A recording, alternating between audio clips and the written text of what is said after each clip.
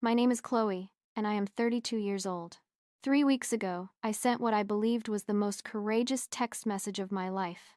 Now, I'm sitting in my childhood bedroom, staring at the faded posters on the wall, and wondering how my grand escape turned into this pathetic retreat. How everything went so wrong, so fast. Let me start from the beginning. Let me try to make you understand. For 12 years, I was married to Daniel, and for at least half of that time, I felt like I was slowly, elegantly suffocating. He was a good man. Everyone said so. My parents adored him. My friends envied me. He was a portfolio manager, steady and successful. He remembered every anniversary, not just of our wedding, but of our first date, our first kiss. He'd make coffee for me every morning, exactly how I liked it, without ever having to be asked. After an argument, he was always the first to apologize, his voice soft with reason, even when I was the one who had been unreasonable. Most women would kill for a man like Daniel, right? Wrong. It was exhausting. It was like being married to a meticulously planned schedule. There were no surprises, no jagged edges, no moments of breathtaking chaos. Our life was a beautiful, beige-colored room with perfectly arranged furniture. And I was screaming on the inside, desperate to throw a can of red paint at the walls. Then, 6 months ago, I met Leo. It was at a dreary industry gala I'd been forced to attend for my marketing job. He wasn't part of the corporate drone swarm. He was a freelance photographer, hired for the event, and he moved through the room with a restless energy that felt like a magnetic pull. He was everything Daniel wasn't. Spontaneous, a little dangerous. He had a way of looking at you, a slow smile that made you feel like you were the only person in a crowded room. We started with a text, just a simple, "It was nice meeting you." That text became a daily conversation. Conversations became clandestine coffee meetings. Coffee, well, you know how these things go. With Leo, for the first time in years, I felt alive. My heart raced, my palms sweat. He didn't talk about quarterly earnings or retirement plans. He talked about art, about forgotten alleyways in the city, about driving to the coast at midnight just to see the stars. He made me feel seen, not as Daniel's wife, not as a responsible adult, but as Chloe, a woman with desires I had long since buried. The morning I sent the text, I felt a surge of power. I had been planning my escape for weeks. Whenever Daniel was at work, I'd pack a box clothes, books, personal keepsakes, and tell him I was decluttering, donating things to charity. He believed me, of course. He was a trusting fool. That was his defining feature. I sat in my car during my lunch break, my thumb hovering over the screen. The words were already typed out. I can't do this anymore. I've found someone who actually makes me feel alive. Don't try to find me. I pressed send. The relief was instant, a physical weight lifting from my shoulders. No more pretending to be happy. No more fake smiles over dinner.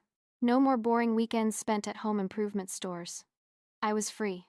That night, Leo and I celebrated. We went to a ridiculously expensive restaurant downtown, the kind Daniel would have called fiscally irresponsible. I posted a subtle Instagram story, a single champagne glass, candlelight dancing on the rim, with the caption, "New Beginnings." The likes poured in. I felt a smug satisfaction. 20 minutes after I sent the text, my phone pinged. My heart leaped into my throat. This was it, the begging, the panicked questions, the emotional breakdown I had prepared myself for. I looked at the screen. A message from Daniel. It contained only 2 words. Travel safe. That was it, travel safe. As if I were going on a business trip instead of detonating our entire life. There was no anger, no desperation, no question mark. The sheer, infuriating calmness of it pissed me off more than any screaming match could have. Where was the fight?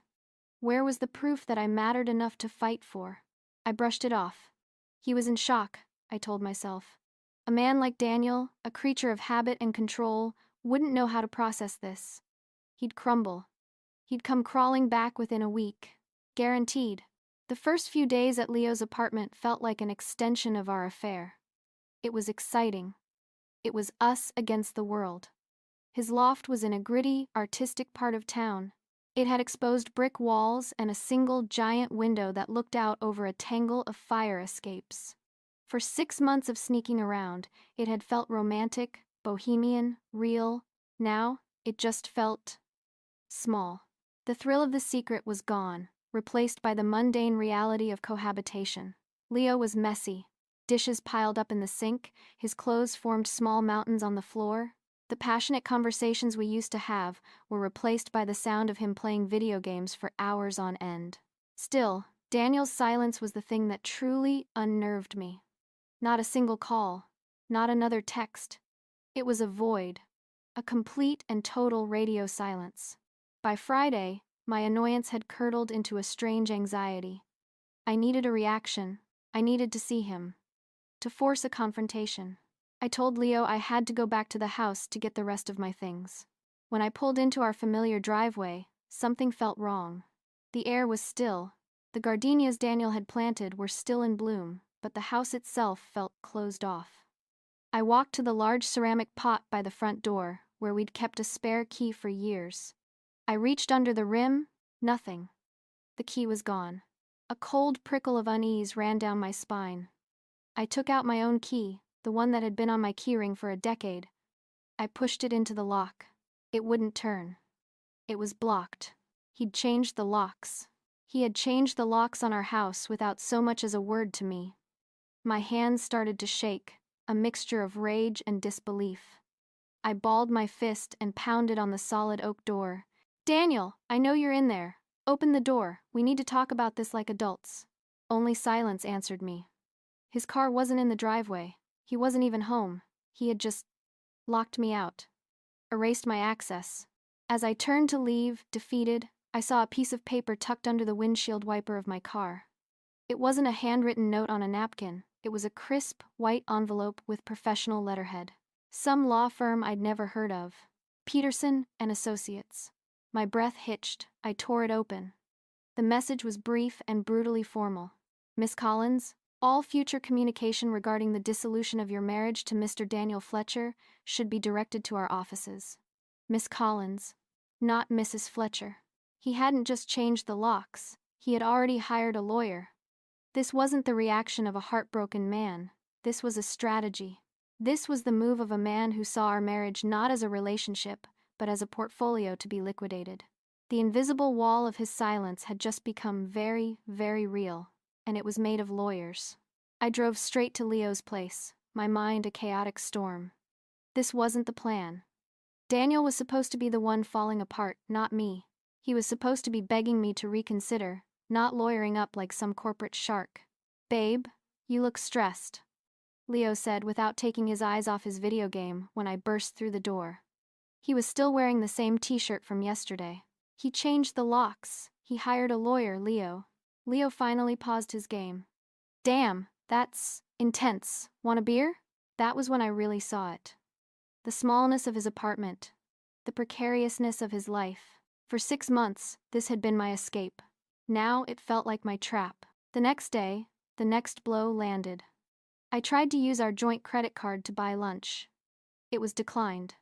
I tried again. Declined.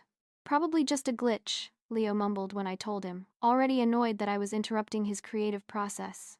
But I knew it wasn't a glitch. I called the bank. The polite customer service representative informed me that the secondary cardholder me had been removed from the account that morning.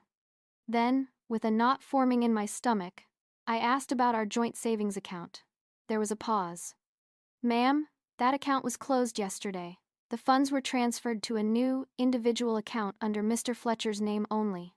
All of it, every penny we had saved over 12 years, gone." He hadn't just locked me out of the house. He had locked me out of our entire financial life. The silence in the apartment stretched between me and Leo. I could almost see the gears turning in his head. The calculation of what this meant for him. "Look, babe," he said finally, his tone shifting from carefree artist to concerned accountant. "Maybe you should try to talk to him. Work something out. This legal stuff, it's getting complicated. Complicated. As if I were a problem he needed to solve. Not the woman he'd been whispering he loved for months." My desperation overruled my pride. On Monday, I went to Daniel's office building downtown. The receptionist, a woman who had known me for years, gave me a tight, uncomfortable smile. "Oh, hi, Chloe. Daniel's in a meeting right now." "That's fine," I said, forcing a cheerful tone. I'll just wait by his office, surprise him. She looked pained but didn't stop me. I sat in the plush visitor's chair outside his glass-walled office for 2 hours. I watched his colleagues walk by, their eyes darting away from mine, whispering to each other. I was a spectacle, a scandal. When Daniel finally emerged, he wasn't alone. He was with a man in a sharp suit I didn't recognize. Chloe. His voice was flat, professional, the voice he used with clients, not his wife. We need to talk, I said, my voice trembling slightly. No, we don't, he replied, his eyes cold and distant. Everything goes through Peterson now. I'm still your wife, I hissed, my voice cracking. He looked at me, and for the first time, I saw a flicker of something in his eyes. It wasn't love. It wasn't even hate, it was nothing. Pity, maybe. You're my soon-to-be ex-wife, he said, his voice dangerously quiet. Who announced she was leaving me for another man via text message? There's a difference. And has. The man in the suit cleared his throat. Daniel, we should go. The clients are waiting. Daniel nodded and started to walk away. Actually walking away from me in the middle of his office. You can't just shut me out like this, I called after him, my voice rising with hysteria. He stopped and turned back. His face was a mask of placid control. I didn't shut you out, Chloe, he said, his voice echoing in the suddenly silent hallway. You shut yourself out. The moment you pressed send and oversee. That night, my best friend Sophie called. Chloe, what the hell is going on? Daniel's posting on Facebook about new chapters and being grateful for true friends. People are asking questions. I left him, Soph, for someone better. There was a long pause. You left him. Chloe. How? Why? I wasn't happy. I found someone who actually appreciates me. His name is Leo. Another, longer pause. Leo? The guy from that gala in March? Chloe, you've been cheating on Daniel since March? I wouldn't call it cheating. I'd call it finding myself. Finding yourself? Her voice was laced with disbelief. Chloe, Daniel is one of the good ones. Everyone knows that. What you did, people aren't going to understand. People don't need to understand. It's my life. I looked around Leo's messy apartment. He was in the other room, shouting on the phone about overdue rent. And yes, I lied, my voice sounding thin even to my own ears. He's worth it. The lie became harder to maintain with each passing day. The romantic escape had devolved into a grim reality. I had quit my job 2 weeks before leaving Daniel, convinced I'd have a cushion of money and time to figure things out. Now my bank account was dwindling to a 3-figure number. Leo's financial situation, I was discovering, was not free-spirited artist. It was just broke. End quote. The tension in the small apartment was thick enough to cut with a knife. It finally snapped one Tuesday night over a dinner of instant noodles. I don't know how I'm going to make rent this month, Leo sighed, running a hand through his hair. This whole divorce thing with you, it's really stressing me out. It's killing my creative vibe. A cold fury washed over me. My divorce is stressing you out? I'm the one who's about to be homeless and penniless. Hey, don't put that on me, he shot back, his voice rising. You're the one who blew up your own life. You came to me, remember? The argument escalated into a storm of ugly truths. You said you loved me. I screamed, tears streaming down my face. You said you'd take care of me, that you'd give me a life full of passion. He laughed. A short, bitter, ugly sound.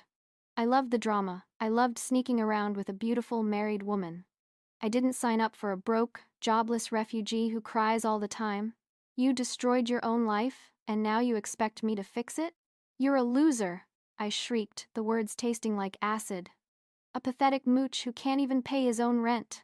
And you're a selfish fool who threw away a winning lottery ticket because you were bored, he roared. We both said things that could never be unsaid. That night, I slept on the lumpy couch, staring at the water stains on the ceiling, wondering how I had gotten here. The next morning, Leo was gone. Just gone. His clothes, his laptop, his camera equipment, even his toothbrush. The only thing he left behind was a crumpled note on the sticky kitchen counter. This isn't working. I need space. Space. The coward couldn't even break up with me to my face. I was alone in his apartment, well, the landlord's apartment, from which he was about to be evicted.